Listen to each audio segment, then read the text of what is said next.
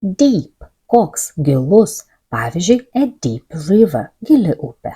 Perkeltinėse reikšmėse būdvardį deep galima išversti į lietuvių kalbą ir tokiais atitikmenimis kaip didelis, stiprus, kietas, įsigilinęs, pavyzdžiui, deep sorrow, didelis sielvartas, deep sleep, kietas miegas, deep in a book, įsigilinęs į knygą. Žodis deep taip pat vartojamas kaip prieveiksmis su reikšme giliai, pavyzdžiui, to dig deep, kasti giliai, arba deep in the forest, giliai miške. Yra anglų kalboje ir kita tradicinė prieveiksmo forma su priesaga ly, deeply.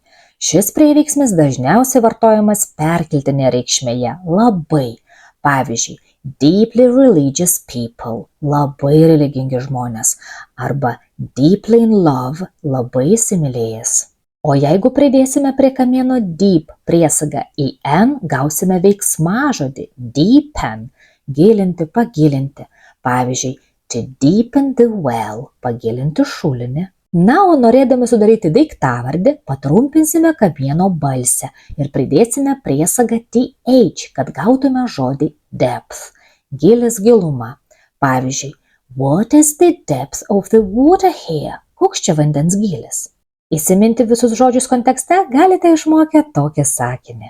His deep words made me think deeply, deepen my knowledge and feel the depth of his love. Like, save and follow.